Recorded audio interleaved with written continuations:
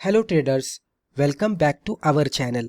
दोस्तों, आज के दिन में हम आरएसआई का एक ऐसा सीक्रेट डिस्कस करेंगे जो कि अबाउ 70 का है, कि जिसमें अगर कोई स्टॉक आता है और अदर क्राइटेरियाज को सेटिस्फाई करता है तो स्टॉक रुकने का नाम ही नहीं लेता। दोस्तों, बहुत सारे ऐसे स्टॉक्स के आपको एग्जाम्पल मिल जाएंगे कि जहां पे स्टॉक ब्रेकआउट देता हुआ दिखता है और स्टॉक का आरएसआई अगर हम देखते हैं तो अबाउ 70 होता है। जनरली क्या होता है कि हमें लगता है कि 70 है, ओवरबॉट है, तो सेल करना चाहिए। लेकिन स्टॉक की प्राइस मान लीजिए कि 100 है, तो आरएसआई 100 से 110 जाएगा, 120 जाएगा, 130 जाएगा, इवन 200 तक जाएगा। और आरएसआई जो भी पर्टिकुलर स्टॉक का है वो रिमेन रहेगा 70 के ऊपर। तो यहाँ पे लगने लगता है कि हमने स्टॉक थोड़ा अर्ली एग्जिट किया, स्टॉक तो बहुत सारा ऊपर गया। तो एग्जैक्टली किस तरह के स्टॉक होते हैं कि जो अबाउट 70 के बाद भी रैली कंटिन्यू करते हैं और इवन डबल या तो मोर देन डबल होने की पोटेंशियल रखते हैं, यही ये वीडियो में हम डिस्कस करने वाले हैं। तो वीडियो पूरा देख लीजिएगा। पहले हम ये देखते हैं द बिगेस्ट आरएसआई मिथ। अभी बहुत सारे ट्रेडर्स यहाँ पे कुछ गलती कर बैठते हैं जब भी वो आरएसआई को समझ लेने की कोशिश करते हैं। तो RSI is overbought. RSI overbought हुआ है, यानी कि 70 के ऊपर पर्टिकुलर स्टॉक का आरएसआई चला गया है, तो उसका मतलब ये है कि स्टॉक टू एक्सपेंसिव, यानी कि बहुत सारा महंगा हुआ है और इट्स टाइम टू सेल, और उसे बेचना चाहिए, इस तरह से वो सोचते हैं। ये एक बिगेस्ट मिथ है दोस्तों। Overbought does not mean sell. जब भी कोई भी स्टॉक का आरएसआई अबाउ 70 जाएगा तो इसका मतलब ये नहीं है कि हमें सेल करना है। इसका अदर भी मतलब हो सकता है, जैसे कि overbought simply means the stock is experiencing strong buying pressure, that's it. तो इसका अदर भी कंसिडरेशन हो सकता है, जैसे कि स्टॉक इतना बाइंग प्रेशर में है कि उसमें खाली बाइंग ही होती हुई दिख रही, सेलर्स बहुत ज़्यादा कम है और बायर्स बहुत ज़्यादा है, और उसके वजह से बाइंग प्रेशर वहाँ पे बन रहा है और स्टॉक के प्राइसेस ऊपर के साइड में ही कंटिन्यूस बेसिस पे जा रहे हैं। ये भी रीज़न हो सकता है। तो इसका मतलब यही है कि स्टॉक अगर 70 के ऊपर जा रहा है तो ब्लाइंडली सेल नहीं करना चाहिए। सेल करने के लिए कुछ अदर क्राइटेरियाज होते हैं जो कि हम वीडियो में आगे जाकर देखने वाले हैं। लेकिन एक क्राइटेरिया ऐसा भी होता है कि आरएसआई 70 के अबव है तो ब्लाइंडली सेल नहीं करना है। सेल करने के लिए अदर क्राइटेरियाज होते हैं। अगर वो क्राइटेरिया सेटिस्फाई नहीं हो रहे हैं तो definitely RSI above 70 means stock में बाय करना है या तो बने रहना है। दोस्तों, अगर आपको स्टॉक मार्केट सीखना है तो अमेजोन पर जाकर आप हमारे बुक पढ़ सकते हैं या तो यूडेमी पे जाकर आप हमारे वीडियो कोर्सेज भी देख सकते हैं। एक रियल मार्केट एग्जांपल हम यहाँ पे समझ लेने की कोशिश करते हैं, आपको ये अच्छी तरह से समझ में आएगा। जैसे कि यहाँ पे एक ऐसा एग्जांपल लेते हैं कि जहाँ पे हिस्टोरी में बहुत सारे स्टॉक्स आपको मिलेंगे कि जो स्टॉक्स 100 से 1000 पे हुए हैं, 1000 का स्टॉक 2000 पे गया है, यानी कि मल्टी बैगर स्टॉक्स हुए हैं और उसमें रैली कंटिन्यूस बेसिस पे आई है। बहुत ही कम समय में स्टॉक ने बहुत ही ज़्यादा रिटर्न दिया है। स्ट्रॉन्गेस्ट रैलीज हम उसको कह सकते हैं।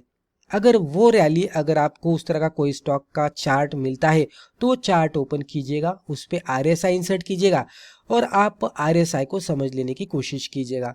आपको दिखेगा कि आरएसआई कंटिन्यूस बेसिस पे 70 के अबाउ है। आरएसआई जब भी स्टॉक ऊपर जाता है आरएसआई 70 के ऊपर रहता है और कंटिन्यूस बेसिस पे स्टॉक में अपसाइड में मूवमेंट आने लगती है। आरएसआई अबाउ 70 ही रहता है, रुकता ही नहीं, 80 तक चला जाता है, इवन 80 के अबाउ चला जाता है। Sometimes RSI remained above 70 for several weeks. कुछ हफ्तों के लिए आरएसआई अबाउ 70 रह सकता है और उस तरह के माहौल में तो स्टॉक बहुत ज़्यादा रिटर्न देता है। Price kept moving higher. Prices भी ऊपर के साइड में जाते रहते हैं, रुकते ही नहीं, राइट। तो कभी कभी क्या होता है कि जो भी ट्रेडर्स होते हैं कि आरएसआई 70 के ऊपर चला गया है तो वो सोचकर वो एग्जिट करते हैं और बाद में जाकर जब भी वो फिर से वो स्टॉक को देखते हैं तो उनको पता लगता है कि हमने वो पर्टिकुलर स्टॉक को 50 में बाय किया था और 100 में डबल होने के बाद सेल किया, लेकिन कुछ समय बाद वही स्टॉक यहाँ पे 200 पे जाता हुआ दिखता है। तो 50 का 100 में सेल किया यानी कि डबल हुआ, लेकिन अगर रुकते तो 50 का 200 हुआ, यानी कि 4 टाइम्स रिटर्न दिया, राइट।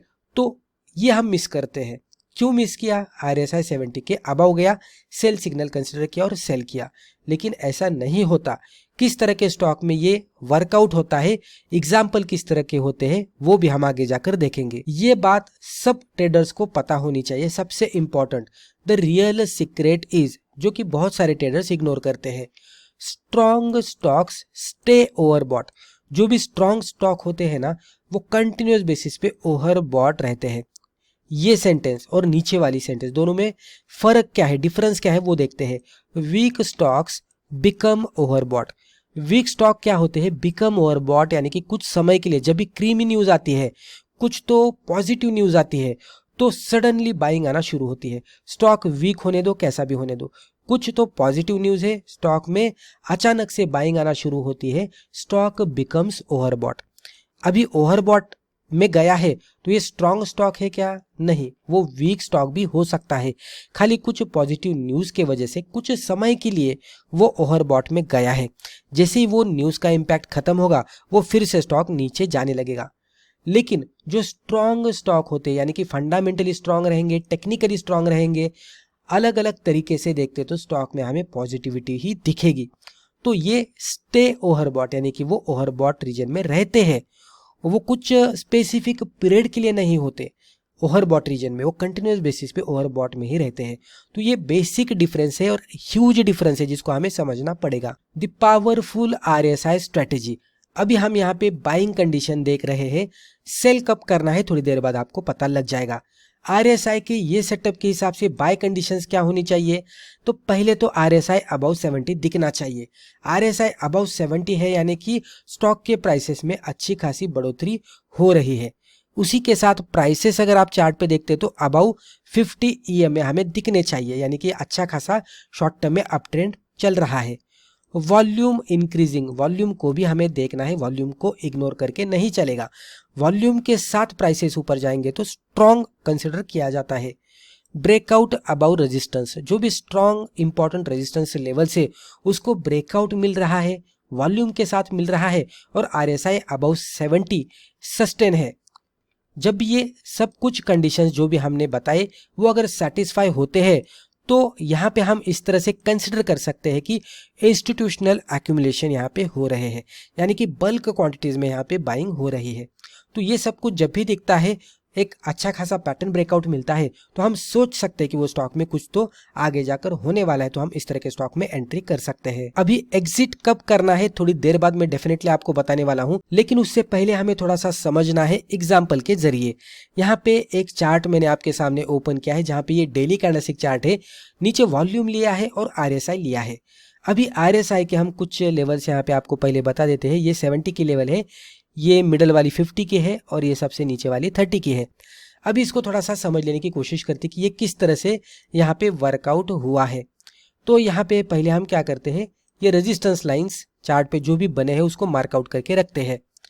अभी यहाँ पे थोड़ा सा हमें समझना है कि प्राइसेस किस तरह से बिहेव किए हैं।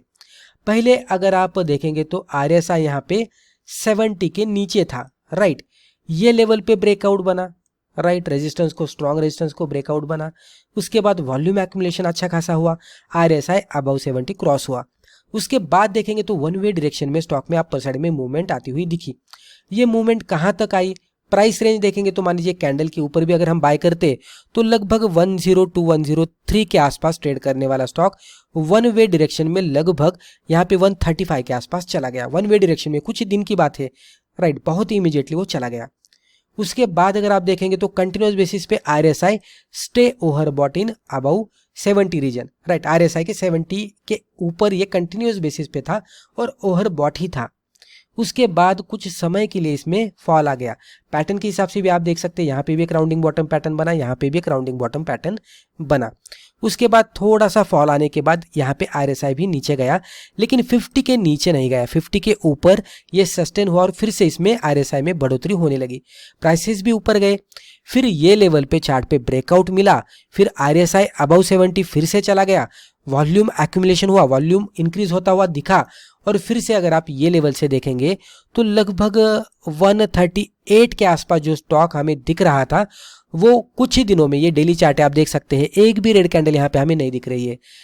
हर एक कैंडल हमें ग्रीन कलर में दिख रही है, वर्टिकली इसमें अपसाइड में मूवमेंट आई है और 176 के आसपास ये स्टॉक जाता हुआ दिखा है कुछ ही दिनों में। तो 138 वाला स्टॉक 176 के आसपास गया। तो इस तरह से रैली कभी कभी बनती है। दोस्तों अगर आप यहाँ पे RSI अबाउ 70 है इस तरह से कंसिडर करके सेल करते तो ये रैली आप मिस करते। तो RSI अबाउ 70 यानी कि सेल नहीं, कभी कभी ये मोमेंटम भी चार्ट पे बनने का इंडिकेशन हमें दिखाता है।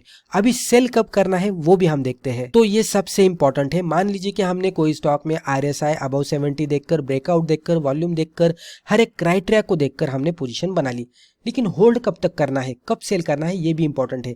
तो यहाँ पे हम कुछ सेल करने के क्राइटेरिया डिस्कस करेंगे। अगर ये सिचुएशन हमें चार्ट पे दिख रही है तो हमें थोड़ा अलर्ट रहना है।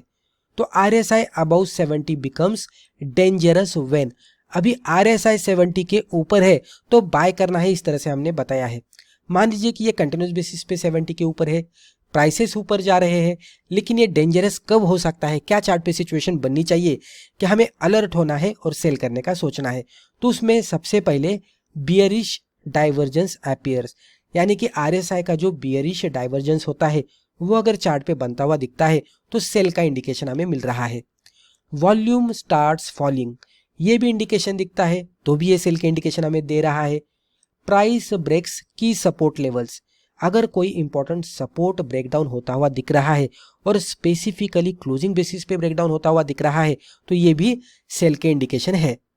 ट्रेंड स्ट्रक्चर वीकन्स, जो भी ट्रेंड चल रहा था अप ट्रेंड वो अगर थोड़ा सा वीक होता हुआ दिखता है, मोमेंटम खत्म होता हुआ दिखता है तो वो भी सेल के इंडिकेशंस है। डिस्ट्रीब्यूशन कैंडल्स अपीयर, इस तरह के बियरिश पैटर्न्स वाले कैंडल्स अगर हमें बनते हुए दिखते हैं तो वो भी सेल का इंडिकेशन है।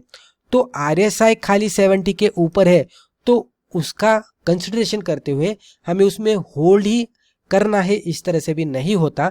अगर चार्ट पे उसी के साथ ये कुछ क्राइटेरिया जो कि अभी हमने डिस्कस किए ये अगर सेटिस्फाई होते हुए दिखते हैं तो हमें थोड़ा अलर्ट रहना है और कभी भी इसमें आगे जाकर सेलिंग का मौका बन सकता है। तो दोस्तों मुझे लगता है कि वीडियो के जरिए जो भी इंफॉर्मेशन हमने आपके साथ शेयर की है आपको वैल्यूएबल लगी होगी। वीडियो अगर फायदेमंद लगा तो वीडियो को लाइक जरूर कीजिएगा और इसी तरह के बिगिनर फ्रेंडली वीडियोस आगे भी जाकर देखने के लिए हमारे चैनल को सब्सक्राइब करके बेल आइकन को भी क्लिक कीजिएगा। धन्यवाद।